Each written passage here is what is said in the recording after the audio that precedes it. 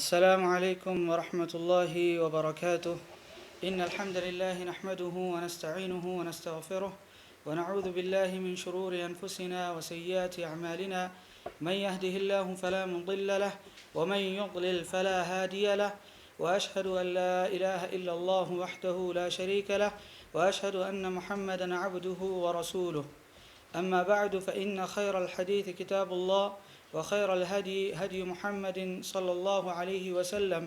وشر الأمور محدثاتها، وكل محدثة بدعة، وكل بدعة ضلالة، وكل ضلالة في النار.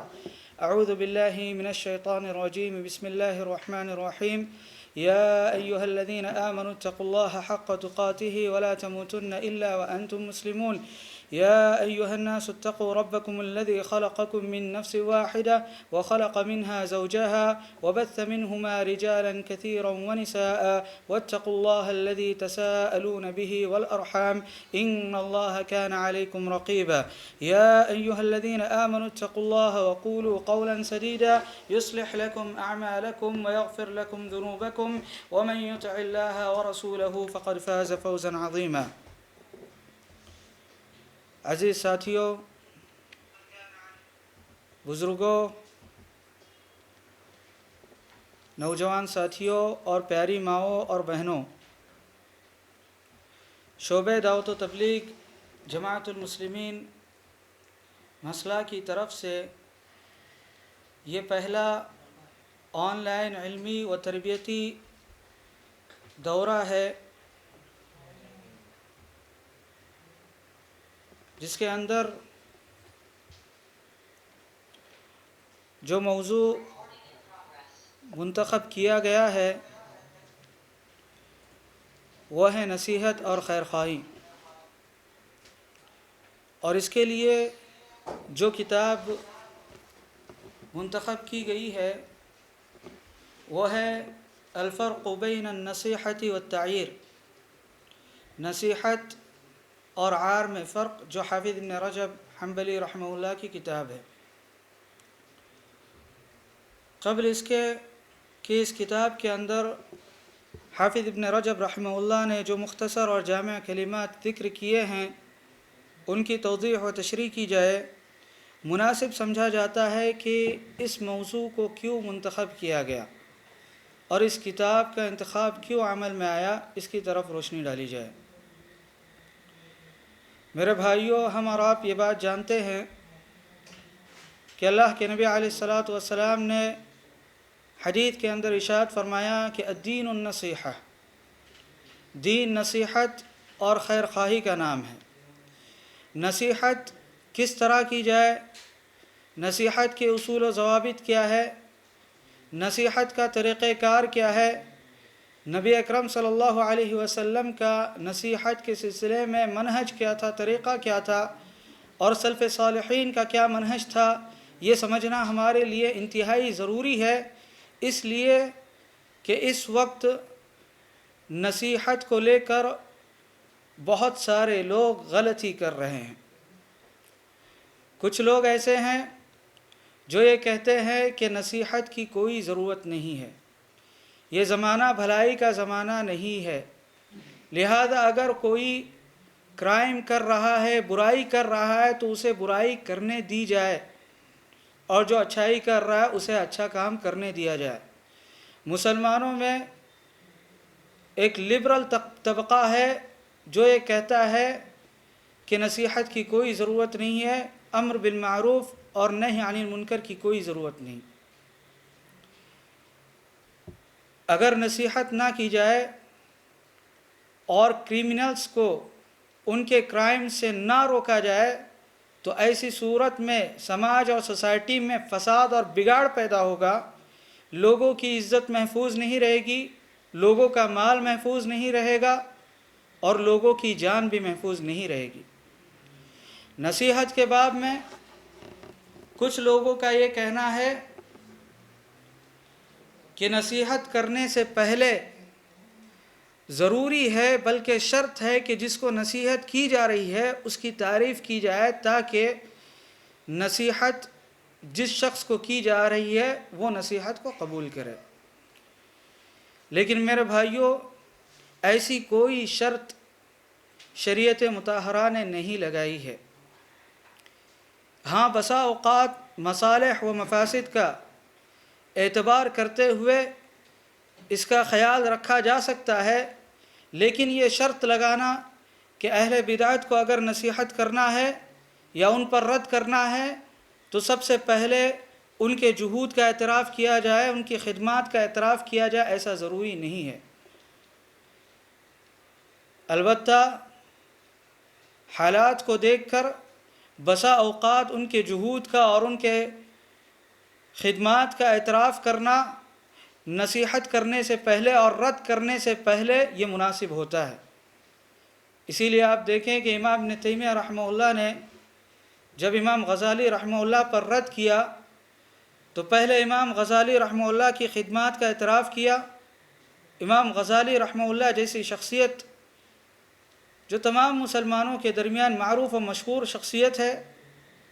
ان سے اپنی کتابوں میں کئی غلطیاں ہوئی اور اپنے آخری وقت میں انہوں نے کئی غلطیوں سے رجوع بھی کیا، مات الغزالی علی سبیل البخاری، لیکن ان کی غلطیوں کی وجہ سے جو کتابوں میں رہ گئی تھی بہت سارے لوگ بدعت کا شکار ہوئے۔ امام ابن تیمیہ رحمہ اللہ نے امام غزالی رحمہ اللہ کی خدمات کا اعتراف کیا، ان کے جہود کا اعتراف کیا۔ ائمہ کرام نے اور اہل علم نے جو ان کی تعریفیں بیان کی ہے وہ تعریفیں نقل کی، پھر اس کے بعد امام ابن تیمیہ رحمہ اللہ نے بہت ہی قوی رد امام غزالی رحمہ اللہ پر کیا۔ تو خلاصہ کلام یہ ہے کہ نصیحت کرنے کے لیے یہ ضروری نہیں ہے کہ جس شخص کو نصیحت کی جا رہی ہے سب سے پہلے اس کی تعریف کی جائے، البتہ مصالح و مفاسد کا اعتبار کرتے ہوئے اور حکمت و مصلحت کا اعتبار کرتے ہوئے بسا اوقات ایسا کیا جا سکتا ہے۔ کچھ لوگ ہمارے معاشرے میں اور ہمارے سماج میں ایسے بھی ہیں جو لوگوں کی غلطیاں تلاش کرتے ہیں، جن کو چند لوگوں سے بغض ہوتا ہے، عداوت ہوتی ہے، دشمنی ہوتی ہے، اور جب وہ شخص غلطی کرتا ہے تو اس کی غلطی پر خوش ہوتے ہیں اور ناصح بن کر چار لوگوں کے سامنے اس کو ذلیل کرنے کی کوشش کرتے ہیں۔ یہ میرے بھائیوں نصیحت نہیں ہے، یہ عار ہے، یہ عار دلانا ہے جو شریعت اسلامیہ میں درست نہیں ہے۔ یہ طریقہ معاشرے کے بدترین لوگ اختیار کرتے ہیں، جو یہ ٹوہ میں رہتے ہیں کہ فلاں شخص سے کب غلطی ہو جائے اس کی غلطی میں پکڑوں اور چار لوگوں کے سامنے اس کو اس کی غلطی کا بار بار تذکرہ کر کے عار دلاؤ۔ یہ میرے بھائیوں نصیحت نہیں ہے اور اس کا نصیحت سے کوئی تعلق نہیں۔ اس کے علاوہ ہمارے سماج میں اور معاشرے میں کچھ لوگ ایسے بھی ہیں جو چھوٹی چھوٹی غلطیوں کو بڑا بنا کر پیش کرتے ہیں۔ سوشل میڈیا پر لوگوں کی چھوٹی چھوٹی غلطیوں کو بڑا بنا کر پیش کرتے ہیں اور ان کو ذلیل کرنے کی کوشش کرتے ہیں۔ اس سلسلے میں ہمارے درمیان دو طبقے ایسے ہیں کہ جن کے تعلق سے ہم نے ناانصافی کی یا ہم سے کوتاہی ہوئی نصیحت کرنے میں، اور یہ دو طبقے ہمارے ہاتھ سے نکل گئے۔ ایک طبقے کا تعلق اسٹیج سے تھا، ان کی خدمات تھی،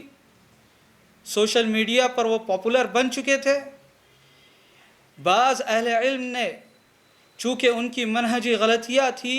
کبار اہل علم نے نصیحت کا جو صحیح طریقہ ہے اس کو اختیار کرتے ہوئے ان کو نصیحت کی، لیکن بعد میں جب صغار طلبۃ العلم نے سوشل میڈیا پر ان کی معمولی غلطیوں کو اچھالنا شروع کیا اور ان کے خلاف آرٹیکلز لکھنا شروع کیا، قرآن کی آیت میں اگر ان سے کوئی غلطی ہو جائے، اللہ کے نبی علیہ الصلاۃ والسلام کی حدیث کی عبارت اگر انہوں نے غلط پڑھ دی،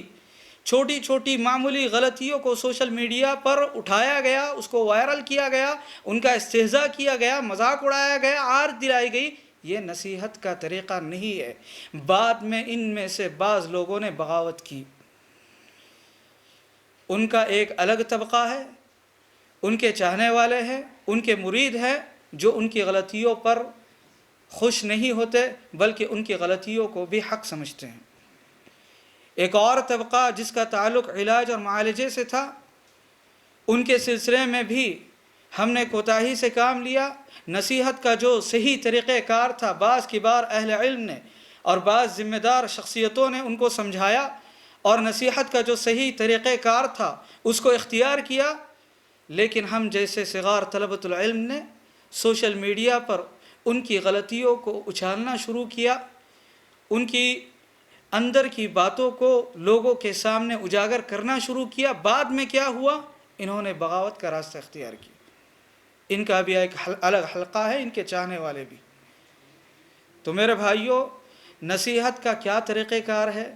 نصیحت کے اصول اور ضوابط کیا ہے؟ چھوٹی چھوٹی غلطیوں کو بڑا بنا کر پیش کرنا، یہ میرے بھائیوں کسی کے ساتھ خیر خواہی یا کسی کو نصیحت کرنا نہیں ہے، بلکہ اس کو ذلیل کرنا اور عار دلانا ہے۔ اس کے علاوہ ہمارے سماج میں اور ہماری سوسائٹی میں ایک طبقہ ایسا بھی ہے جو کبار اہل علم کی غلطیوں کو تلاش کرتا ہے، ان کے فتاوے میں ان کی چھوٹی چھوٹی غلطیاں ان سے سرزد ہوتی ہے،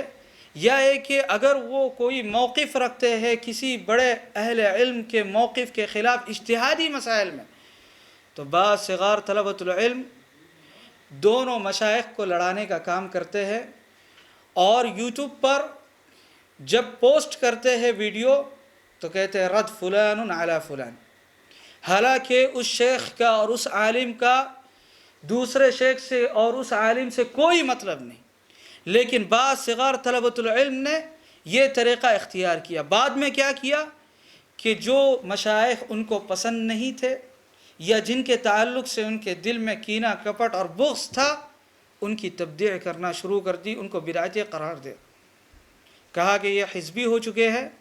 یہ مرجی ہو چکے ہیں، یہ اخوانی ہو چکے ہیں۔ یہ طریقہ بعض صغار طلبۃ العلم نے اپنایا۔ یہ میرے بھائیوں طریقہ اہل علم کا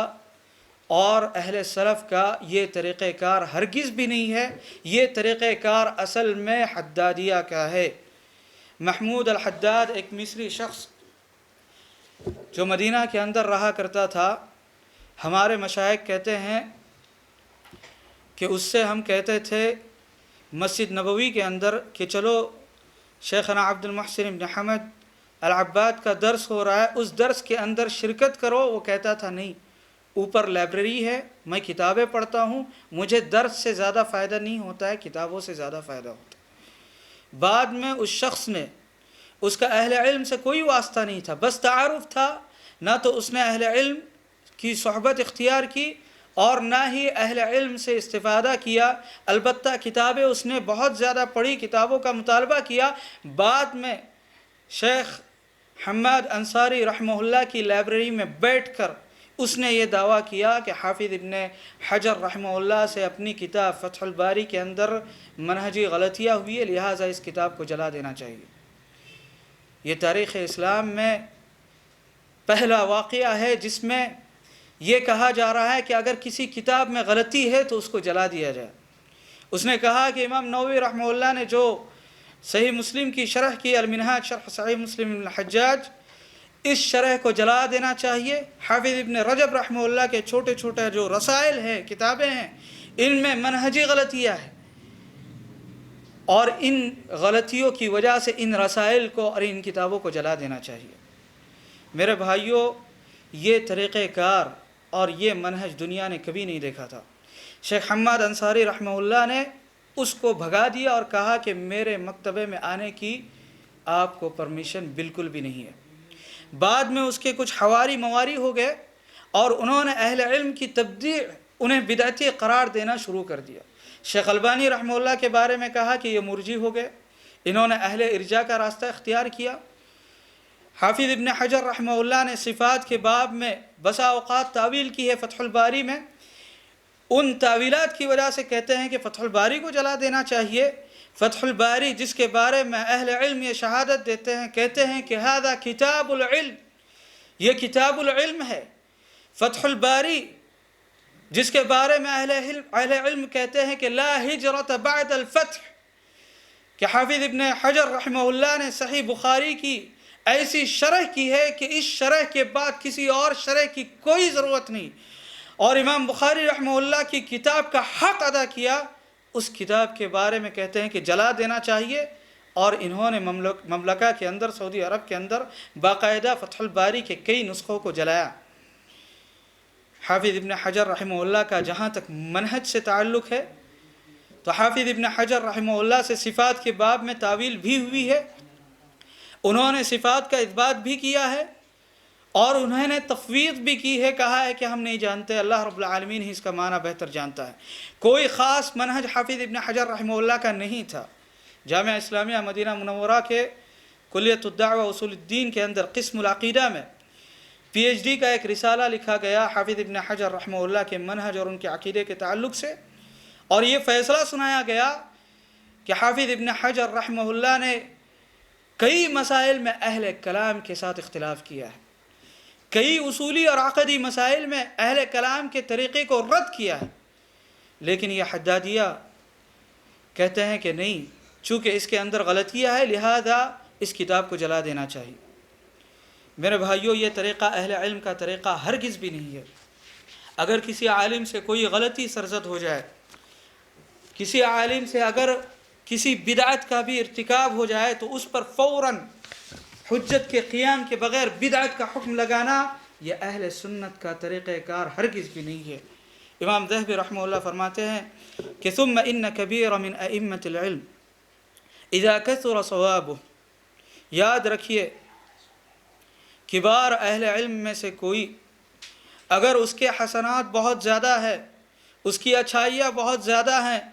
وعلم تحریہ للحق، اور وہ شخص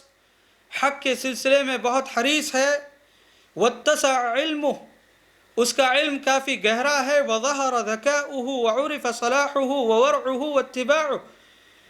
اور اس کی ذکاوت، اس کی فطانت، اس کی ذہانت بالکل واضح ہو جائے،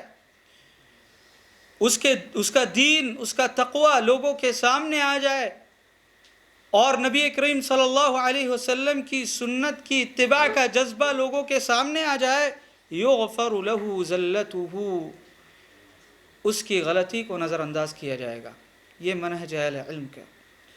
کہتے ہیں ولا نضلہ ونطرحہ، ہم اسے اس کی چند غلطیوں کی وجہ سے گمراہ نہیں قرار دیں گے، وننسى محاسنہ، اور اس کے محاسن کو، اس کے جہود کو اور اس کی خدمات کو ہم ترک نہیں کریں گے۔ نعم، کہتے ہیں ہاں، ولا نقتدی بہ فی بدعتی، ہم اس کی بدعت میں اس کی اقتداء نہیں کریں گے، وخطئہ، اس کی غلطی میں اس کی اقتداء ہرگز بھی نہیں کریں گے، ونرجو لہ التوبۃ من ذلک، اور ہم امید کرتے ہیں کہ اس نے اپنی بدعت سے یا اپنی غلطی سے توبہ کیا ہوگا۔ امام ذہبی رحمہ اللہ دوسرے مقام پر فرماتے ہیں وَلَوْ أَنَّ كُلَّمَا أَخْطَأَ إِمَامٌ فِي اجْتِهَادِهِ فِي أَحَدِ الْمَسَائِلِ خَطْأً مَغْفُورًا لَهُ، اگر کسی امام سے کسی مسئلے میں معمولی سی غلطی ہو جائے، قُمْنَا عَلَيْهِ وَبَدَّعْنَاهُ وَأَهْجَرْنَاهُ لَمَا سَلِمَ مَعَنَا لَبْنُ نَصْرٍ وَلَبْنُ مَنْدَةٍ وَلَا مَنْ هُوَ أَكْبَرُ مِنْهُمَا، کہتے ہیں کہ اگر کسی امام سے کسی مسئلے میں چھوٹی موٹی غلطی ہو جائے اور اس کی ہر غلطی پر ہم اس کی تبدیع کرنے لگے، اسے بدعتی قرار دینے لگے اور اس کی تحذیر کرنے لگے، لما سلم معنا احد، کوئی باقی نہیں بچے گا، لبن نصر ولا ابن مندہ ولا من هو اکبر منہما، نہ عبداللہ ابن مندہ بچے گے، نہ محمد ابن نصر المروزی رحمہ اللہ بچے گے، اور نہ ہی ان سے بڑا کوئی بچے گا، نہ امام ابن خزیمہ رحمہ اللہ بچے گے، نہ امام ابن حبان بچے گے، نہ امام حاکم بچیں گے، سب سے غلطیاں ہوئی ہے۔ میرے بھائیوں، یہ منہج اور یہ طریقہ کار اہل علم کا ہرگز بھی نہیں ہے کہ اگر کسی امام سے یا کسی عالم سے غلطی ہو جائے تو اس کے سارے محاسن کو، اس کی ساری جہود کو، اس کی سارے خدمات کو پس پش ڈال دیا جائے اور اس کی تحذیر کی جائے، اسے بدعتی قرار دیا جائے۔ یہ حدادیہ کا ایجاد کیا ہوا منہج ہے۔ عبداللہ ابن مبارک رحمہ اللہ فرماتے ہیں کہ اذا غلبت محاسن الرجل على مساوئه لم تذكر المساوئ، فرماتے ہیں کہ اگر آدمی کی بھلائیاں بہت زیادہ ہوں اور برائیاں بہت کم ہوں تو اس آدمی کو برائیوں سے یاد نہیں کیا جائے گا، برائیوں سے اس کا تعارف نہیں ہوگا، برائیوں سے اس کا تذکرہ نہیں کیا جائے گا، بلکہ اس کو بھلائیوں سے یاد کیا جائے گا۔ حدادیہ نے جو کام کیا، اور لگاتار یہ لوگ انٹرنیٹ پر لکھتے آ رہے ہیں اپنی کنیت کے ساتھ، اور جب ان کی وفات ہوتی ہے تو ان کا نام و نشان نہیں رہتا ہے، جیسا کہ شیخ ربیع بن ہادی مدخلی حفظہ اللہ نے ذکر کیا ہے۔ شیخ ربیع نے ان کے خلاف کچھ مقالات لکھے جس کو ایک کتابی شکل دی گئی، اس کا نام ہے المقالات الاثریہ فی الرد علی شبہات و تشغیبات الحدادیہ۔ اس کتاب کے اندر شیخ ربیع حفظہ اللہ نے حدادیہ کا منہج واضح کیا کہ ان لوگوں میں حزبی بھی ہے، تکفیری بھی ہے، اور اہل علم کو بدعتی قرار دینے والے لوگ بھی ہیں۔ تو خلاصہ کلام یہ ہے، یہ سب کے سب اپنے آپ کو ناصح سمجھتے ہیں، یہ سب کے سب بہت سارے لوگ ان میں سے تہجد گزار اور نیک ہے، ان کی عبادت میں ہم کو کوئی شک نہیں، لیکن شیطان نے ان کو بہکا دیا ہے۔ یہ سمجھتے ہیں کہ اہل علم، کبار اہل علم کی غلطیوں کو ہم ہی ایکسپوز کرنے والے ہیں، اور ان کی غلطیوں کی وجہ سے ساری عوام گمراہ ہو جائے گی۔ بعد میں انہوں نے اہل علم کی تبدیع کرنا شروع کی، انہیں بدعتی قرار دینا شروع کیا، جیسا کہ شیخ البانی رحمہ اللہ، حافظ ابن رجب، حافظ ابن حجر اور امام نووی رحمہ اللہ وغیرہ کے ساتھ انہوں نے کیا۔ خلاصہ کلام یہ ہے کہ نصیحت کے باب میں لوگوں کے الگ الگ موقف ہے، الگ الگ آراء ہے، لہذا نصیحت کا موضوع انتہائی ضروری ہے کہ نصیحت کے اصول کیا ہے، اس کے ضوابط کیا ہے، نصیحت کے سلسلے میں اہل علم کا منہج کیا ہے، اس کو واضح کیا جائے۔ جس کتاب کا انتخاب عمل میں آیا ہے وہ کتاب حافظ ابن رجب رحمہ اللہ کی کتاب ہے، جس کا نام ہے الفرق بین النصیحۃ والتعییر۔ قبل اس کے کہ اس کتاب کی شرح کی جائے اور اس کے اندر جو خبایا و زوایا موجود ہے، ہیرے و جواہر موجود ہے، ان کو آپ کے سامنے بکھیرا جائے، مناسب سمجھا جاتا ہے کہ حافظ ابن رجب رحمہ اللہ کی بایوگرافی اور ان کی سوانح کو آپ کے سامنے پیش کیا جائے، اس لیے کہ اہل علم کا یہ طریقہ کار ہے کہ جب بھی وہ کسی کتاب کی شرح کرتے ہیں تو مؤلف کا تعارف اور اس کی سوانح ضرور پیش کرتے ہیں۔ اور دوسری وجہ یہ بھی ہے کہ ہم میں سے ہی کچھ لوگ ایسے پیدا ہو گئے جنہوں نے حافظ ابن رجب رحمہ اللہ پر کیچڑ اچھالنا شروع کیا، صرف اس وجہ سے کہ حافظ ابن رجب رحمہ اللہ نے بعض متصوفہ کی اور بعض اہل تصوف کی تعریف کی اور ان کے جہود کا اور ان کی خدمات کا اعتراف کیا۔ حافظ ابن رجب رحمہ اللہ کا نام عبد الرحمن بن احمد بن رجب بن حسن السلامی ہے۔ عبد الرحمن بن احمد بن رجب بن حسن السلامی ہے، ابن رجب کے نام سے مشہور ہے۔ رجب جو ہے یہ ان کے دادا کا لقب تھا۔ حافظ ابن رجب رحمہ اللہ کے دادا کا نام بھی عبد الرحمن ہے، اور امام ابن رجب رحمہ اللہ کا نام بھی عبد الرحمن ہے، ان کے والد کا نام احمد ہے، دادا کا نام عبد الرحمن ہے، لیکن دادا کا جو لقب تھا وہ رجب تھا۔ بعض اہل علم نے لکھا ہے حافظ ابن رجب رحمہ اللہ کی سوانح میں کہ ان کے دادا کا لقب رجب اس لیے پڑا کیونکہ وہ رجب کے مہینے میں پیدا ہوئے۔ حافظ ابن رجب رحمہ اللہ کی پیدائش 736 ہجری میں بغداد کے اندر ہوئی، 728 ہجری میں امام ابن تیمیہ رحمہ اللہ کا دمشق میں انتقال ہوا، اور امام ابن تیمیہ رحمہ اللہ کی وفات کے 8 سال کے بعد امام ابن رجب رحمہ اللہ پیدا ہوئے۔ یعنی امام ابن رجب رحمہ اللہ نے امام ابن تیمیہ رحمہ اللہ سے استفادہ نہیں کیا، لیکن ان کی کتابوں سے استفادہ کیا، اور ان کے شاگردوں کے شاگرد ہے، اور مدرسہ فکریہ دونوں کا ایک ہی ہے، امام ابن تیمیہ رحمہ اللہ کا بھی اور حافظ ابن رجب رحمہ اللہ کا بھی۔ بہت کم عمر تھی کہ علمی مجالس میں وہ بیٹھنا شروع کیے۔ حافظ ابن رجب رحمہ اللہ خود اپنی کتاب ذیل طبقات الحنابلہ کے اندر لکھتے ہیں قرأت علیہ وانا فی الخامسہ، میں نے فلاں شخص کے پاس یہ کتاب پڑھی اور میری عمر 5 سال کی تھی۔ بسا اوقات کہتے ہیں قرأت علیہ وانا فی السادسہ، میں نے فلاں شخص کے پاس یہ کتاب پڑھی ہے اور میری عمر صرف 6 سال کی تھی۔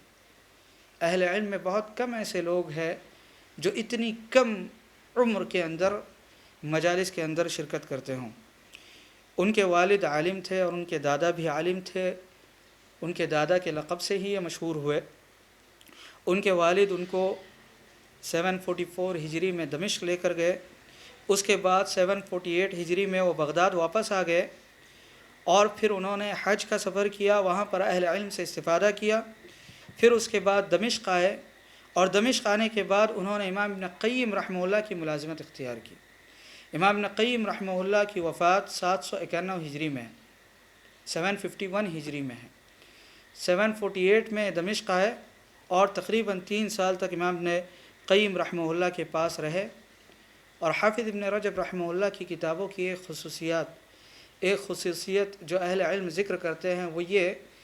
کہ وہ جو بھی اصول وغیرہ بیان کرتے ہیں، قواعد وغیرہ بیان کرتے ہیں، تو سلف کے آثار وغیرہ ذکر کرتے ہیں۔ یہ اصل خصوصیت امام ابن قیم رحمہ اللہ کی کتابوں کی ہیں۔ شیخنا علی بن حسن حلبی فرماتے ہیں کہ حافظ ابن رجب رحمہ اللہ نے یہ طریقہ کار امام ابن قیم رحمہ اللہ سے اختیار کیا ہوگا۔ امام ابن قیم رحمہ اللہ کے بعد حافظ ابن رجب رحمہ اللہ مصر چلے گئے، وہاں پر مشائخ سے استفادہ کیا۔ اس کے بعد 763 ہجری میں دوبارہ حج کیا اور مکہ اور مدینہ میں اہل علم سے استفادہ کیا۔ پھر اس کے بعد دمشق آئے، اور دمشق میں ایک مدرسے میں انہوں نے تدریس کا کام شروع کیا، اور اپنی وفات تک 795 ہجری تک وہ درس و تدریس میں مشغول رہے۔ حافظ ابن رجب رحمہ اللہ کے مشائخ بہت زیادہ ہیں جنہوں نے ان کو پڑھایا ہے۔ شیخنا مشہور بن حسن آل سلمان نے تقریباً 36 مسائل کا ذکر کیا ہے القواعد الفقہیہ کی مقدمۃ التحقیق کے اندر۔ اس کے علاوہ ابو مصعب طلعت ابن فؤاد الحلوانی نے 41 مشائخ کا ذکر کیا ہے، جن میں مشہور شہاب الدین احمد بن عبد الرحمن الحریری، حافظ صلاح الدین العلائی، امام عز الدین ابن جماعہ، ابو محمد القاسم بن محمد البرزالی اور امام ابن قیم الجوزیہ رحمہم اللہ اجمعین ہیں۔ ان کے تلامذہ کی بھی ایک بڑی تعداد ہے، جن میں سب سے زیادہ مشہور و معروف زین الدین الزرکشی رحمہ اللہ ہے۔ حافظ ابن رجب رحمہ اللہ کے کئی تصنیفات ہیں۔ شیخنا مشہور بن حسن سلمان نے تقریباً 68 تصانیف کا ذکر کیا ہے، جن میں سے جو مشہور و معروف مؤلفات ہیں وہ یہ ہیں: تفسیر سورۃ الاخلاص، جامع العلوم والحکم، الذیل علی طبقات الحنابلہ، الرد علی من اتبع غیر المذاہب الاربع، فتح الباری بشرح صحیح البخاری۔ حافظ ابن رجب رحمہ اللہ نے بھی صحیح بخاری کی شرح کی ہے اور اس کا نام فتح الباری رکھا ہے، جیسے امام ابن حجر رحمہ اللہ کی کتاب جو صحیح بخاری کی شرح ہے اس کا نام بھی فتح الباری ہے۔ اسی طرح حافظ ابن رجب رحمہ اللہ کی جو کتاب ہے صحیح بخاری کی شرح، اس کا نام بھی فتح الباری ہے۔ البتہ یہ شرح مکمل نہیں ہے، کتاب الجنائز تک یہ شرح ہے، اس کے بعد حافظ ابن رجب رحمہ اللہ کا انتقال ہو گیا تھا۔ اس کے علاوہ ان کی کتابوں میں فضل علم السلف علی علم الخلف، اس کے علاوہ القواعد الفقہیہ بہت ہی بہترین کتاب ہے، جس کے بارے میں یوسف بن عبد الہادی کہتے ہیں کہ عجیب و غریب کتاب ہے، اس لیے کہ اتنے سارے قواعد ان کے علاوہ کسی اور نے اس کتاب کے اندر جمع نہیں کیے۔ اس کے علاوہ شرح علل الترمذی، یہ ساری کتابیں ایسی ہیں جو اپنے فن میں مرجع اور مأویٰ کی حیثیت رکھتی ہیں۔ جہاں تک معاملہ ہے حافظ ابن رجب رحمہ اللہ کے عقیدے کا اور ان کے منہج کا، تو اس سلسلے میں جن لوگوں نے حافظ ابن رجب رحمہ اللہ کے تعلق سے، ان کے عقیدے کے تعلق سے کتابیں لکھی ہیں، ان میں سے ہمارے شیخ عبدالعزیز علی بن عبدالعزیز الشبل، انہوں نے ایک کتاب لکھی ہے جس کا نام ہے منہج الحافظ ابن رجب فی العقیدہ۔ اس کے اندر انہوں نے حافظ ابن رجب رحمہ اللہ کے عقیدے کو تفصیل کے ساتھ ڈسکس کیا ہے۔ شیخنا مشہور بن حسن سلمان نے بھی ان کے عقیدے کو تفصیل کے ساتھ ذکر کیا ہے۔ مقدمے میں لکھتے ہیں سلفی العقیدۃ علی طریقۃ اہل الحدیث، کہ حافظ ابن رجب رحمہ اللہ عقیدے میں سلف صالحین کے طریقے کو اختیار کیے ہوئے تھے اور محدثین کے طریقے پر تھے۔ حافظ ابن رجب رحمہ اللہ نے خود اپنی کتابوں میں عقیدے کے تعلق سے جو باتیں کہی ہیں، ان باتوں کو رسائل علمیہ کی شکل میں بیان کیا گیا ہے، بلکہ تالیف اور تصنیف کی گئی ہے۔ تو جو باتیں حافظ ابن رجب رحمہ اللہ نے عقائد کے سلسلے میں کہی ہے تو ان سے بالکل واضح ہوتا ہے کہ حافظ ابن رجب رحمہ اللہ سلف صالحین کے طریقے پر تھے۔ ان کی ایک کتاب فضل علم السلف علی علم الخلف کے اندر وہ لکھتے ہیں، صفات کے باب میں فرماتے ہیں والصواب ما علیہ السلف الصالح من امرار آیات الصفات واحادیثها كما جاءت من غیر تفسیر لها ولا تکییف ولا تمثیل ولا يصح عن احد منهم خلاف ذلك البتہ۔ کہتے ہیں کہ درست بات وہی ہے جس پر سلف صالحین تھے۔ صفات کے باب میں اللہ رب العالمین کے صفات کے باب میں سب سے صحیح اور درست بات وہی ہے جو سلف صالحین کا طریقہ کار تھا۔ وہ کیا طریقہ تھا؟ من امرار آیات الصفات واحادیثها كما جاءت من غیر تفسیر لها ولا تکییف ولا تمثیل۔ کہتے ہیں کہ صفات کی آیتوں کو اور صفات کی احادیث کو اسی طرح گزار دیا جائے جس طرح یہ آئی ہیں، ان کی کیفیات نہ بیان کی جائے اور نہ ہی ان کی تشبیہ بیان کی جائے۔ اللہ رب العالمین کا ہاتھ ہے، ہم ہاتھ کا جو معنی ہے وہ سمجھتے ہیں، البتہ اس کی تعویل نہیں کرتے کہ ہاتھ سے مراد نعمت ہے، اور یہ بھی نہیں کہتے کہ ہاتھ ویسے ہی ہے جیسے مخلوق کا ہے۔ ہم کہتے ہیں کہ اللہ رب العالمین کے ذات کے لائق جو اللہ رب العالمین کا ید ہے وہ ہے، اس کا ہم اثبات کرتے ہیں۔ یہی سلف کا طریقہ کار تھا صفات کے سلسلے میں، اور یہی حافظ ابن رجب رحمہ اللہ نے اپنی کتاب کے اندر ذکر فرمایا ہے۔ اس کے علاوہ ایک دلیل یہ بھی ہے حافظ ابن رجب رحمہ اللہ کے طریقہ اہل حدیث کو اختیار کرنے کی، کہ انہوں نے حنابلہ ہی میں سے امام ابن جوزی رحمہ اللہ پر رد کیا، جنہوں نے صفات کے باب میں امام احمد بن حنبل رحمہ اللہ کے منہج کو چھوڑ کر تعویل کا منہج اختیار کیا، ان کے اوپر رد کیا۔ اسی طرح امام ابن عقیل رحمہ اللہ پر رد کیا، جنہوں نے اہل اعتزال کا راستہ اختیار کیا تھا۔ تو حافظ ابن رجب رحمہ اللہ عقیدے کے سلسلے میں سلف صالحین کے طریقے کو اختیار کیے ہوئے تھے۔ جہاں تک ان کے فقہی مذہب کا اور فقہی مسلک کا تعلق ہے تو ان کا تعلق حنبلی مسلک سے تھا، البتہ حنبلی مسلک میں انہوں نے تقلید کا راستہ نہیں اختیار کیا، بلکہ اہل ترجیح اور اہل اختیار کا راستہ اختیار کیا، اجتہاد کا راستہ اختیار کیا۔ اور حافظ ابن رجب رحمہ اللہ نے اپنے مذہب کے لیے کبھی بھی تعصب نہیں کیا، اور اسی کتاب کے اندر جب امام شافعی رحمہ اللہ کے اقوال کو وہ ذکر کرے گے اور اہل علم کے اقوال کو ذکر کرے گے تو بات بالکل واضح ہو جائے گی کہ حافظ ابن رجب رحمہ اللہ سنت کے کتنے پابند تھے اور حدیث کے کتنے زیادہ حریص تھے۔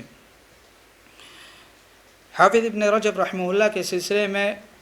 جیسا کہ حدادیہ نے یہ شوشہ اٹھایا کہ انہوں نے اہل بدعت کی اور اہل تصوف کی تعریف کی، لہٰذا وہ انہی میں سے ہے۔ یہ عجیب و غریب منہج ہے، یہ عجیب و غریب منہج ہے۔ عرب علماء میں سے اگر کوئی اہل دیوبند کے جہود کا اور ان کی خدمات کا اعتراف کرے تو وہ انہی میں سے ہو گیا۔ یہ طریقہ اہل سنت کا طریقہ نہیں ہے، یہ طریقہ حدادیہ کا طریقہ ہے، جو ہم ہی میں سے تھے لیکن انہوں نے غلو کیا، خوارج کا طریقہ اختیار کیا اور بعد میں ہمارے اپنے علماء کو بدعتی قرار دیا۔ تو میرے بھائیو، حافظ ابن رجب رحمہ اللہ نے اہل تصوف میں سے کئی اہل علم کی تعریف کی ہے، اور صوفی مصطلحات کا استعمال بھی اپنی کتابوں میں کیا ہے، لیکن اس سے یہ لازم نہیں آتا کہ حافظ ابن رجب رحمہ اللہ نے کسی صوفی طریقے کو اختیار کیا تھا۔ ان کے ترجمے میں بھی، ان کی سوانح میں بھی کسی نے بھی ذکر نہیں کیا، نہ تو وہ چشتی تھے، نہ قادری تھے، نہ سہروردی تھے، نہ نقش بندی تھے، ان کا کسی بھی صوفی سلسلے سے کوئی تعلق نہیں تھا۔ امام حاکم رحمہ اللہ نے بھی کرامیہ کی تعریف کی، کرامیہ کے جو اخلاق تھے، اعلیٰ قسم کے اخلاق تھے، ان کے اخلاق کی تعریف کی۔ بعض اہل علم نے ان کے اوپر اعتراض کیا۔ تو میرے بھائیو، یہ طریقہ نہیں اہل علم کا کہ اگر کوئی کسی کی تعریف کرے تو وہ انہی میں سے ہو جائے۔ یہ طریقہ حدادیہ نے اختیار کیا، غلو کیا، اہل علم نے، شیخ ربیع نے اور دیگر اہل علم نے ان کے خلاف رد کیا ہے۔ تو خلاصہ کلام یہ ہے کہ حافظ ابن رجب رحمہ اللہ عقیدے میں، سلوک میں، منہج میں سلف صالحین کے پیروکار تھے، انہوں نے کوئی الگ سے منہج اختیار نہیں کیا۔ اور ہمارے شیخ علی بن عبدالعزیز الشبل نے جو کتاب تحریر فرمائی ہے منہج الحافظ ابن رجب فی العقیدہ، اس میں ان کی طرف سے کافی دفاع کیا ہے۔ حافظ ابن رجب رحمہ اللہ کا تعلق اہل تصوف سے نہیں تھا، البتہ وہ زاہد تھے، عابد تھے، اور زہد اور ورع میں ان کی مثال نہیں ملتی تھی۔ ایک مرتبہ حافظ ابن رجب رحمہ اللہ کے تعلق سے یہ قصہ مشہور ہے کہ وہ اپنے تلامذہ کے درمیان تھے، انہوں نے کسی مسئلے کی وضاحت کی اور بہت تفصیل سے اس مسئلے کی وضاحت کی۔ بعد میں یہی مجلس اٹھ کر اہل علم کی مجلس میں حاضر ہوتی ہے، جہاں پر حافظ ابن رجب رحمہ اللہ کے علاوہ دیگر اہل علم بھی موجود ہوتے ہیں اور حافظ ابن رجب رحمہ اللہ کے بھی تلامذہ ہوتے ہیں۔ تو اہل علم جو مسائل ڈسکس کرتے ہیں ان میں سے ایک مسئلہ وہ بھی تھا جو حافظ ابن رجب رحمہ اللہ نے تفصیل کے ساتھ ذکر کیا۔ ان کے تلامذہ کہتے ہیں کہ 10% بھی وہ علم نہیں دے پائے جو حافظ ابن رجب رحمہ اللہ نے انہوں نے اپنی مجلس میں دیا تھا۔ ہم یہ چاہ رہے تھے کہ حافظ ابن رجب رحمہ اللہ آگے بڑھے اور وہ خود اس مسئلے کی وضاحت کرے تاکہ حافظ ابن رجب رحمہ اللہ کا جو فضل ہے، ہمارے اپنے استاد کا جو فضل ہے اہل علم کے درمیان، وہ کھل کر سامنے آئے،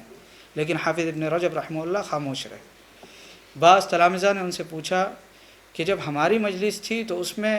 بڑی تفصیل سے آپ نے مسئلے کی وضاحت کی اور یہاں پر یہ مسئلہ چھیڑا بھی گیا لیکن آپ خاموش تھے۔ تو حافظ ابن رجب رحمہ اللہ نے فرمایا کہ مجلسی معکم للہ وہذا مجلس یراد بہ وجہ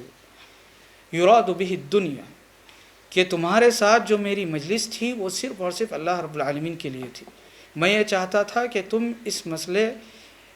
کے سلسلے میں میرے پاس جو بھی علم ہے وہ تمہیں حاصل ہو جائے، لیکن چونکہ جب مشائخ اور اہل علم ایک ٹیبل پر یا کہیں پر جمع ہو جاتے ہیں تو بسا اوقات شیطان داخل ہوتا ہے اور بعض لوگ ایسے بھی ہوتے ہیں جو اپنے علم کا اظہار کرنا چاہتے ہیں، میں یہ نہیں چاہتا تھا۔ تو حافظ ابن رجب رحمہ اللہ کا تقوی، ورع اور زہد کافی مشہور تھا۔ یہ بہت بڑے عالم گزرے ہیں، ان کی امامت کو دین میں ان کی امامت کو اہل علم نے تسلیم کیا ہے۔ امام ابن حجر رحمہ اللہ، امام ابن ناصر الدین الدمشقی، امام یوسف بن عبد الہادی، امام ابن مفلح، امام سیوطی رحمہ اللہ نے ان کو امامت سے متصف کیا ہے، اور بھی کئی تعریفات ان کے سلسلے میں، کئی قصائد وغیرہ کہے گئے ہیں۔ تو یہ حافظ ابن رجب رحمہ اللہ ہے، ان کی وفات 795 ہجری کے اندر ہوئی۔ جہاں تک معاملہ ہے کتاب کا، تو اس کتاب کے اندر حافظ ابن رجب رحمہ اللہ نے مقدمہ کو ذکر کیا ہے اور 5 فصول کو ذکر کیا ہے۔ پہلی فصل نصیحت کے انواع و اقسام کے بارے میں، دوسری فصل نصیحت کس طرح کی جاتی ہے اس کے بارے میں، تیسری فصل عار دلانے کا انجام کیا ہوتا ہے اس کے بارے میں، چوتھی فصل بھی اسی کے بارے میں، اور 5ویں فصل علاج کے بارے میں۔ یہ کتاب انتہائی اہم کتاب ہے اور اس کی کئی تحقیقات موجود ہے، جن میں سے ایک تحقیق ہمارے شیخ علی بن حسن حلبی رحمہ اللہ کی ہے اور اسی تحقیق پر ہم نے اعتماد کیا ہے۔ اس کے علاوہ اور بھی کئی تحقیقات ہیں۔ اس کتاب کی کئی شروحات کی گئی ہے، 20 سے زائد شروحات یوٹیوب وغیرہ پر موجود ہے۔ اس پر کئی تعلیقات وغیرہ بھی ہیں، اس کے کئی اختصارات وغیرہ بھی ہیں۔ بس انہی شروحات کو میں آپ لوگوں کے سامنے ذکر کرنا چاہتا ہوں جن شروحات سے میں نے استفادہ کیا ہے اور درس کو ختم کروں۔ سب سے پہلی شرح شیخ ربیع بن ہادی مدخلی حفظہ اللہ کی شرح ہے، جو ناقص سے مکمل نہیں ہے۔ اس کے علاوہ شیخنا صالح بن سعد السحیمی کی شرح جو مکمل ہے، شیخنا عبدالعزیز الریس حفظہ اللہ کی شرح جو انتہائی مختصر ہے لیکن مفید ہے۔ اس کے علاوہ شیخنا محمد بن عبد الہادی المدخلی کی شرح جو کافی مطول ہے لیکن کافی مفید بھی ہے۔ اس کے علاوہ دکتور صالح عبد الکریم کی شرح جو کافی بہتر شرح ہے، اور اس کے علاوہ دکتور بدر العتیبی کی شرح، یہ بھی شرح کافی بہتر ہے۔ ان تمام شروحات سے میں نے اس کتاب کی شرح میں استفادہ کیا ہے۔ اللہ رب العالمین سے دعا ہے کہ اللہ رب العالمین ہمیں جو باتیں کہی گئی ہیں ان باتوں کو سننے، سمجھنے اور پھر ان کے مطابق عمل کرنے کی توفیق عطا فرمائے، آمین۔ وصلی اللہ تعالی علی نبینا محمد وعلی آلہ وصحبہ وسلم۔